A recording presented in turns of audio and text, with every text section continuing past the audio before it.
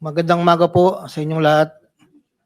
Tinatanggap ko po na ako po ay hindi nakasagot sa maraming tanong mga nakakaraang huling araw upang maproteksyonan ang institusyon na aking minahal sa loob ng 30 taon.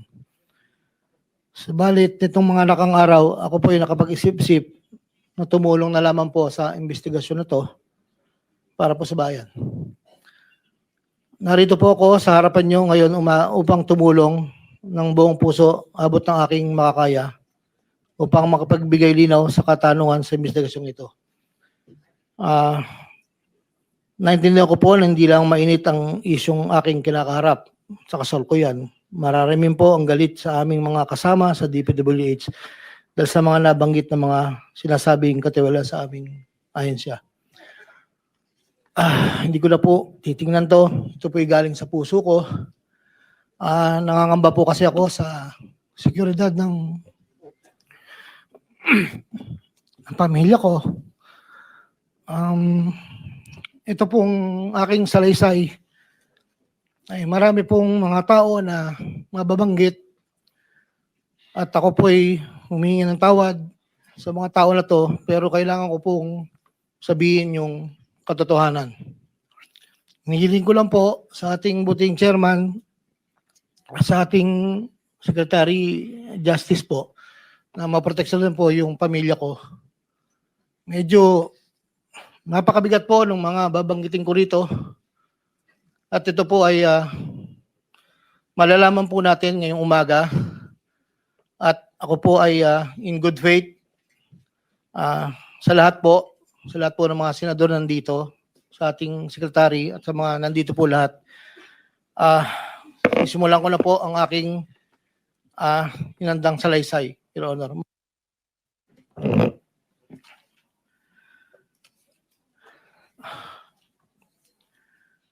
Sa akin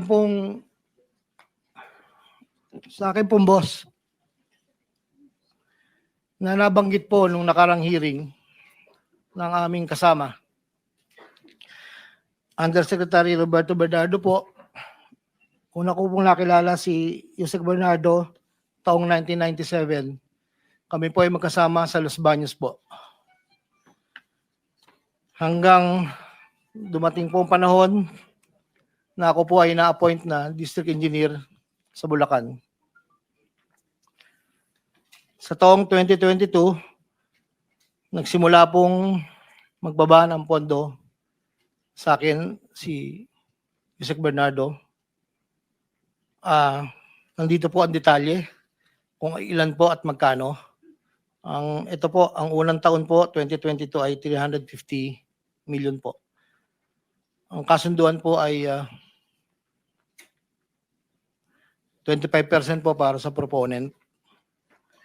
At ako po, o yung driver ko po minsan ang nag-deliver po sa kanya.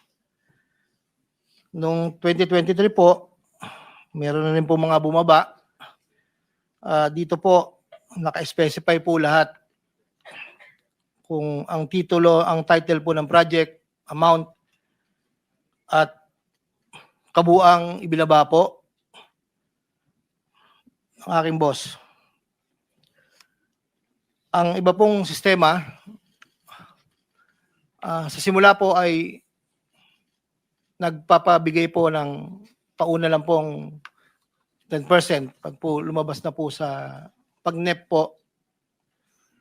Tapos po, ang kabuuan po ay paglabas po ng GAA. Pag po sa GAA, may lumabas na wala po sa NEP, ibig sabihin po nun, maaari pong, hindi ko lang po alam procedure, maaari pong sa BICAM po yun pumasok. Andito po lahat po ang detalye sa aking sinumpang salaysay. At meron pa pong mga UA po, ang program allocations po yata yon na naibabarag po sa akin noong 2024. At hindi naman po lahat yun ay sari-sari pong project po yata yun.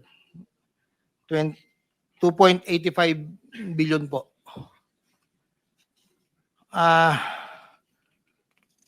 Yung pong sa 2024 na UA, bukod po yung meron pong BICAM and NEP, dito po lahat po ang detalye. Ito lang po kasi yung record na nakuha ko po sa sariling file ko po. At yun po ay meron pong portion doon na merong 30%, meron pong 25%. Depende po sa proyekto. Ang huli po ay itong 2025.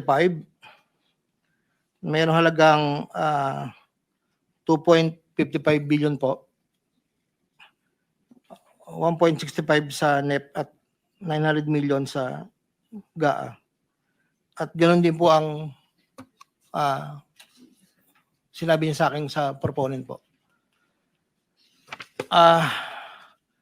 Doon po sa sinasabi na meron daw pong ang ating Senator Jinggoy Estrada na di umano'y meron pong sa listahan na pinakita po noong nakarang hearing.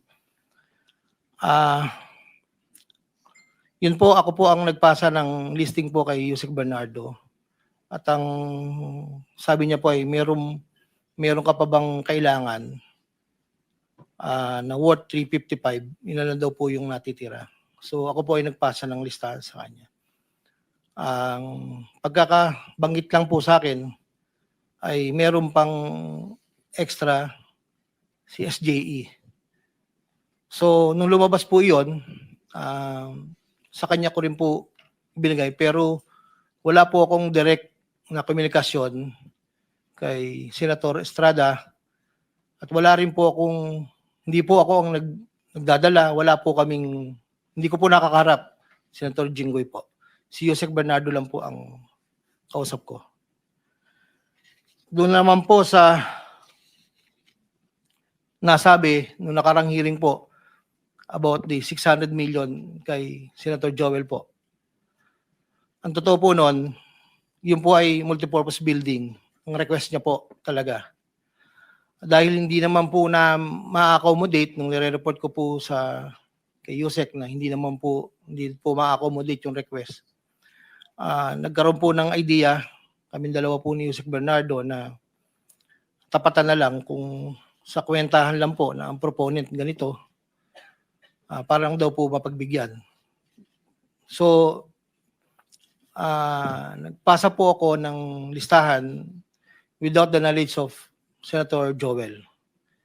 So lumabas po yung pondo, I think UA po. So hindi po alam ni Sen na yun po ang pinalit namin sa multipurpose building. Wala pong alam si Senator Joel.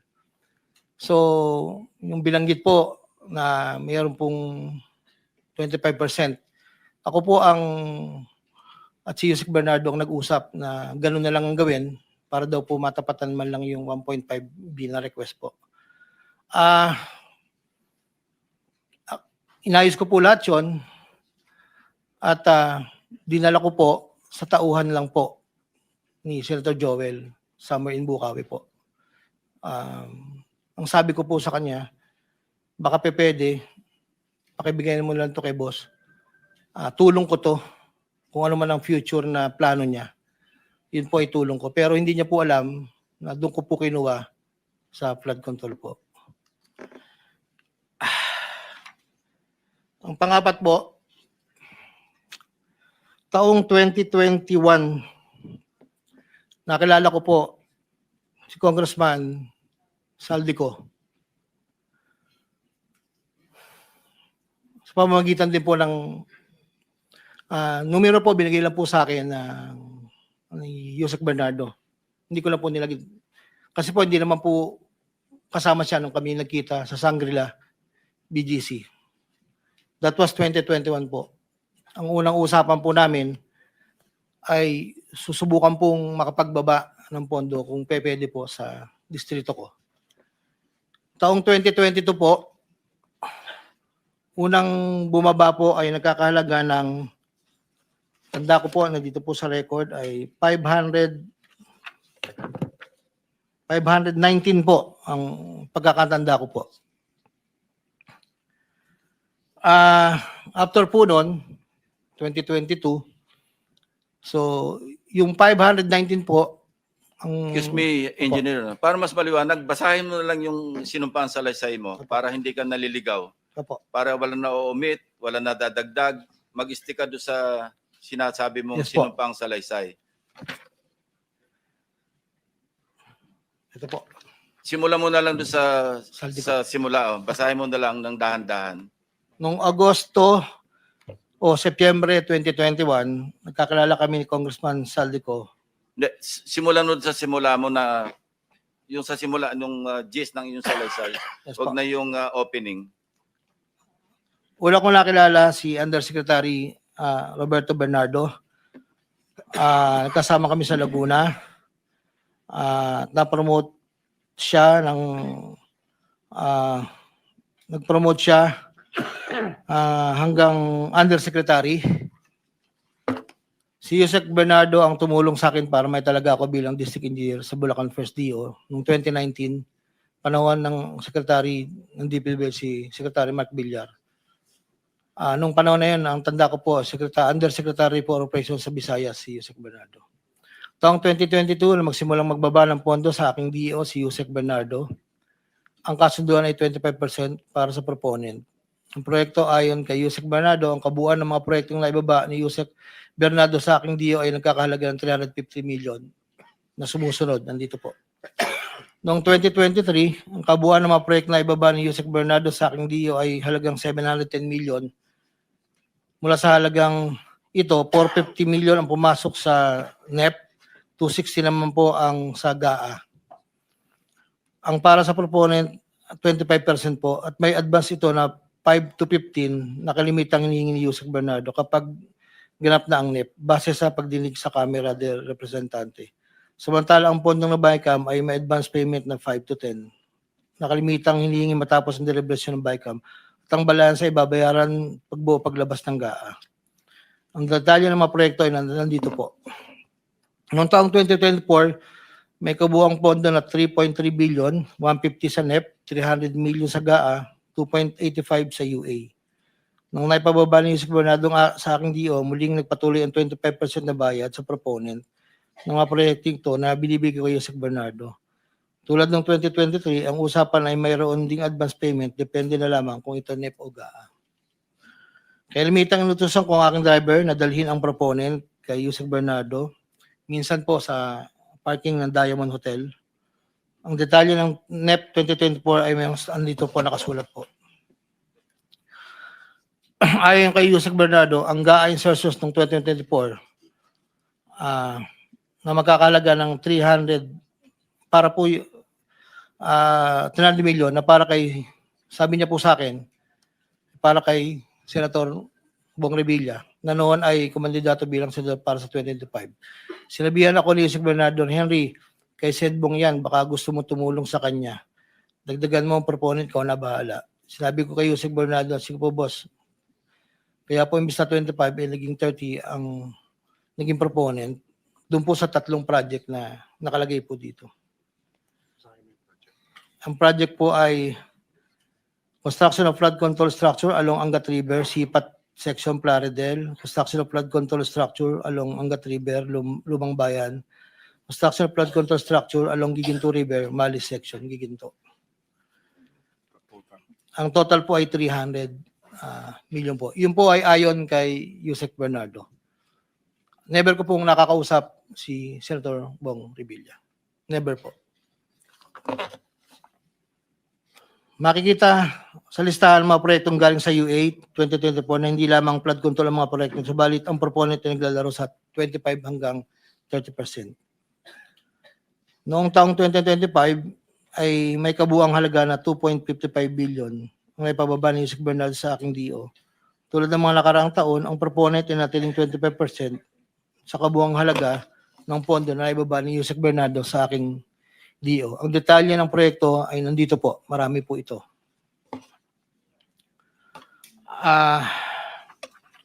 Taong 2022, yun nga po, nabanggit ko kanina, humiling si Senator Joel Villanueva ng proyektong multipurpose building, kakalaga ng 1.5B. Sa halagang 1.5B ay 600 million lamang ang napagbigyan na pondo para sa multipurpose building. Hindi po ito na pagbigyan, kaya napilitan kaming gumawa ng paraan ni Yusek Bernardo. Hindi humingi ng partikular na proyekto o porsyento si Senator Joel, pero inutos ni Yusek Bernardo na bigyan na lamang ng proyekto na may katumbas na 150 million na proponent. Dahil dito, nabigyan si Senator Joel ng proyektong unprogrammed operations ng 2023, nagkakalaga ng 600 million na pawang mga flood control ng mga proyekto at kung saan susumahin na 25% ng proponent ay may halaga na 150 million. Hindi alam ni Senator Joel na flood control ang mga proyektong nailan sa kanya dahil ang aking pagkakaalam ay ayaw po ni Senator Joel ang project na flood control. Ang halagang 150 million dila ko sa rest house sa Barangay Igulot, Bukay, Bulacan na iniiwan ko po sa tao niya na ang nagangalan lang pong Peng. Sinabi ko kay Peng na pakibigay na lang kay boss, tulong lamang yan para sa future na plano niya. Hindi po nila alam na doon galing yon sa flood control. Matapos po na hindi na po kami nagkausap. Sa kay Senator Jinggoy naman po, sa pagkakatanda ko, nasa 2024 budget hearing kami sa Senado. Kasama ko si Yusek Bernardo. Sa pagitan ng alas 9 hanggang alas 10 ng gabi, habang kami naghihintay, tinanong ako ni Yusek Bernardo kung mayroon pa akong gustong lagyan at mayroon pang available na 355 si SJE. Ayon po kay Yusek Bernardo. Sabi ko po, boss, meron naman. Sagot ni Yusek Bernardo sa akin na ipasok ko agad sa kanyang listahan ng oras na yun. Agad-agad po akong nagpagawa ng listahan sa staff ko at sa loob ng 10 to 15 minutes, pinasa ko na po ang listahan kay Yusek Bernardo. Ito po ang listahan ng mga proyekto na banggit. Ito po ay puro pumping station po with floodgates. Ito po ay phase 3 dahil may nauna na pong phase 1, phase 2. Ito po ay 7 project. Meron pong 360 million, isang 45, isang 50, dalawang 40 million na may kabuang 355. Ang proponent po nito ay 25% at binigay ko yung Yusek Bernardo kasama ang may iba pang proponent ng mga pondong biniba niya sa akin para sa taong 2025. Wala po akong direktang transaksyon o direktang pakipag-ugnayan kay Senator Jinggoy. Pang-apat, Congressman Elsaldi ko. Noong August 20 o September 2021, nagkakilala kami ni Congressman Saldico sa isang pagtitipon meeting sa Shangri-La, Bonifacio. Doon ay napag-usapan namin ang plano ni Kong Saldi na sumubok na magbaba ng pondo papunta sa aking distrito para sa iba't ibang proyekto. Pagkalipas ng higit kumulang na isang buwan mula sa aming unang pagkikita, ako ay nagpasa sa kanyang listahan ng mga proyekto na may kaugnayan sa flood control at ang mga proyekto ito ay lumabas sa General Appropriations Act of 2022 na nagkakahalaga ng, andito po, 1, 2, 3, 4, 5, 6, 6 na proyekto po ito. At ang pagkakatanda ko po ito ay 519 million. Ang una po. Sa pagitan ng 4 na taon, mula 2022 hanggang 2025, naging tagapagtaguyod si Kong Saldi ng mga proyekto sa Bulacan First. May higit kumulang 426 na proyekto. Ang kabuang halaga ng proyekto na ito, ayon po sa nalakap kong record, ay hindi bababa sa 35 billion, 24 million pesos. Million or billion? Billion, Your Honor. Andito po yung summary. Pwede ko pong state, Your Honor. Go ahead. Sa taong 2022, yun po yung una, bycam lang po ito ayon sa record ko po. 519 million. Sa 2023, 5 billion 790 sa NEP, 3 billion 250 sa bycam, at 3 billion 890 sa UA. 2024, 5.8 billion sa NEP, sa bycam 5.084, sa UA 3.306. Sa 2024, nagkakalaga po ng total na 14 billion 190, sa 2023, 12 billion, sa 2022, 519. Noong pong 2025 ay 7 billion 385 na lang po sa NEP. Wala na pong kasunod. Sa bawat proyekto na pinapasok ni Kong Saldi, meron akong binigay na obligasyon sa kanya para sa pondo base sa aming kasunduan noong 2022. Ang kaniyang hinihingi na budget na sa bawat proyekto ay 20% lamang po noong 2022. Kung makikita niyo po, Your Honor, isasabay ko na rin po ito, na yung larawan po nandun po sa, kasama po ako, nakatayo, yung opisina, yun po yung 20% po na 2022 inaayos po namin doon sa litrato po. Subalit nung taong 2023 hanggang 2025, ito tumaas ng porsyento ng 25% po. Ang pag-abot ng porsyento para kay Kong Saldi sa bawat proyekto ay kadalasang hindi isang baksakan. Ito rin ay nakadepende kung paano na ipasok o na-insert. Kapag ang proyekto ay napasok sa NEP, ang unang 10% ay agarang binibigay ko kay Kong Saldi. Habang ang balanse na 15% ay paglabas na po ng GAA within 1 to 2 months. Iniipon ko muna po yan bago po ipadala sa kanya. Kapag ang proyekto naman ay naipasok ng Kong Saldi sa BICAM, ang unang 10% ay binabayad sa kanya matapos lumabas ang GAA at ang balancing 15% ay binibigay makalipas ng 2 buwan mula nang maaprubahan ng GAA. Pero kapag proyekto ay naipasok gamit ang UA, ang 25% ay agarang iniipon ko pat ibinibigay kay Kong Saldi. Ang pambayad para kay Kong Saldi ay nanggaling sa mga advances mula sa kontratista pero hindi na alam ng mga kontratista kung para kanino advance na yon. Ang pera na nakalaan para kay Kong Saldi ay dinadala sa akin. Ako naman po ang nagdadala o naghahatid na hinihinging porsyento ni Kong Saldi sa iba't ibang tao niya.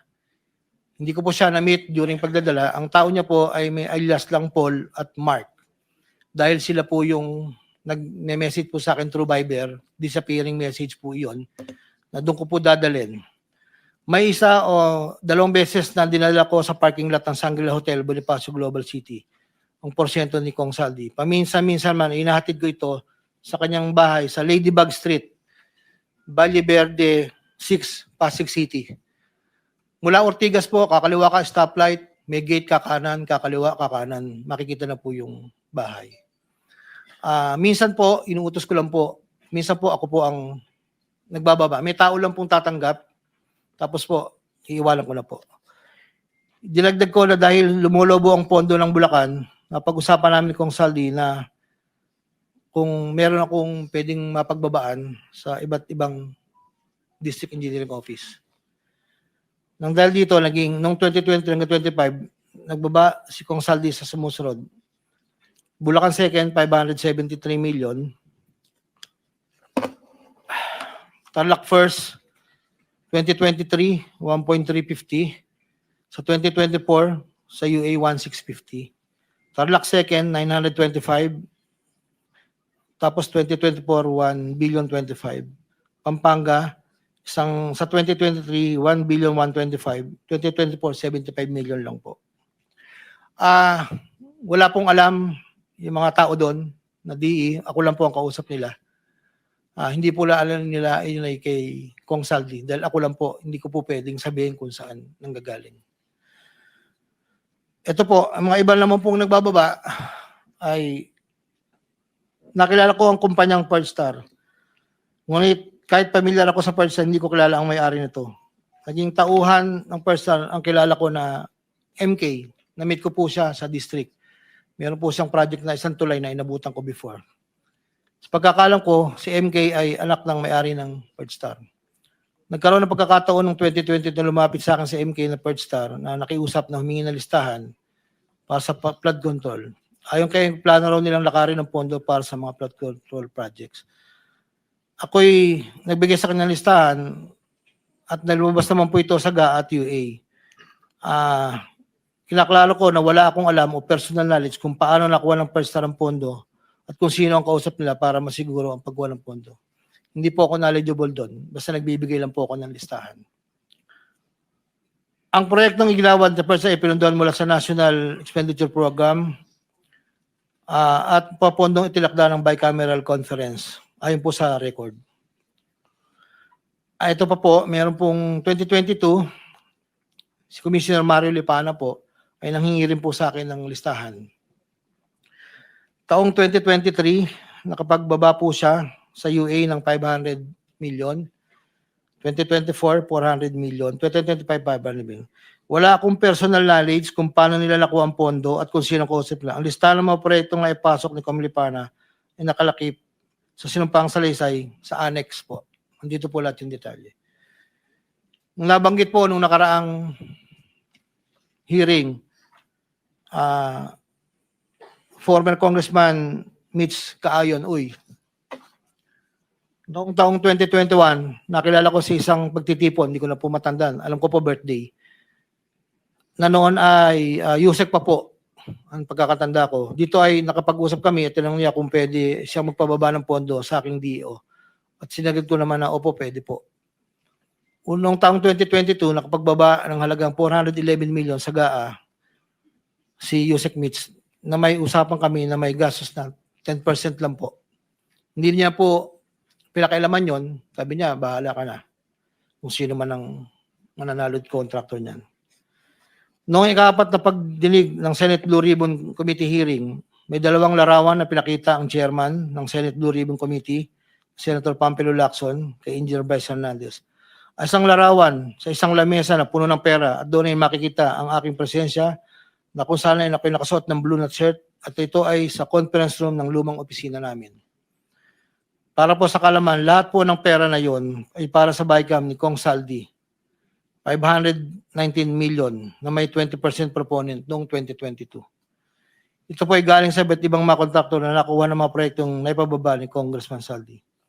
Ang pangalawang larawan naman po ng pera na nakasalansan sa isang bilyaran ay para sa proponent ng 2023 na 5.79 billion na dadalhin namin kay Kong Saldi na sa aking pagkaalala ay nagkakalaga ng 579 bilang 10% advance payment. Aking nireserba ang aking pagpasa sa karagdagang sinumpang salaysay kung sakaling ito ay mabibigyan muli ng pagkakataon. Ginagawa ko ang sinumpang salaysay na ito upang pakita ang aking kusang loob na pakipagtulangan sa sinasagawang bisyon sa Senado, sa House of Representatives at iba pang ahensya ng pamahalaan, kaugnay ng mga anumalyang proyekto ng DPWH, ito upang matuluyang palagutin lahat ng mga taong sangkot. Ilan po, Your Honor.